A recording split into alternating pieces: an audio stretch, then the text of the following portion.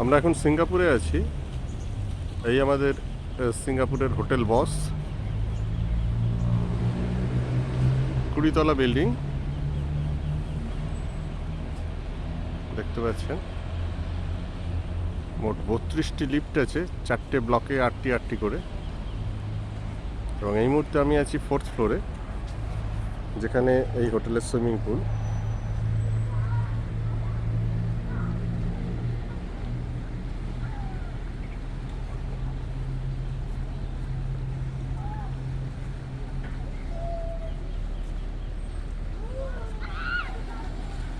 এটি হোটেলের 4th floor, সঙ্গে আছে জিমনেশিয়াম ঠিক সুইমিং পুলের পাশেই।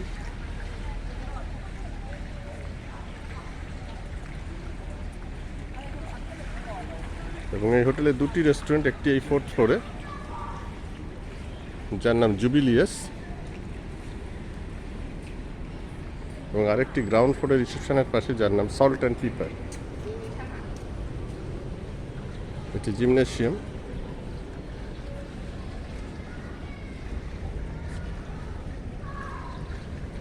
টাইমিং সকাল 10টা থেকে, এখন সকাল 8:30, এবং ব্রেকফাস্ট চলছে সকাল 6:30 থেকে 10টা। এটি জুবিলিয়াস, একটি ছোট রেস্টুরেন্ট এটি। এবং নিচে গ্রাউন্ড ফ্লোরে যেটি আছে সল্ট অ্যান্ড পিপার। এবং হোটেলের রুম অনুযায়ী ভাগ করে দেওয়া হয় এই দুটি রেস্টুরেন্টে। ব্রেকফাস্টের জন্য আপনার রুম নাম্বার অনুযায়ী ব্রেকফাস্ট কোথায় হবে সেটি অ্যালট করা হয়। এই যে দেখছেন, এটি জুবিলিয়াস।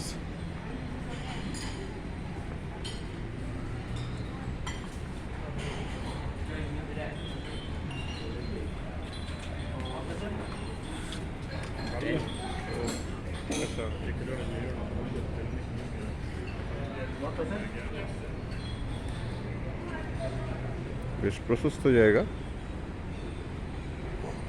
দেখছেন।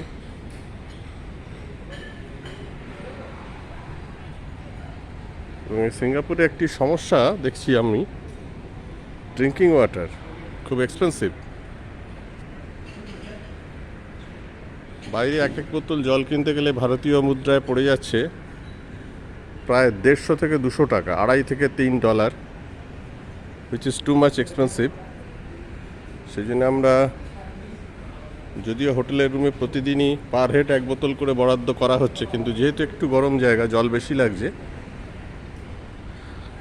এবং জল যদি একটু খারাপ হয় কোনো জায়গা থেকে জল খেলে, তাহলে শরীর খারাপের সম্ভাবনা। এবং এখানে আরেকটি প্রবলেম হচ্ছে,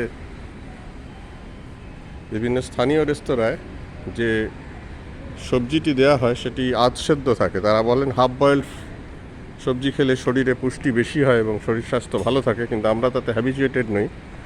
সেগুলি খেলে পেট খারাপের সম্ভাবনা থাকে।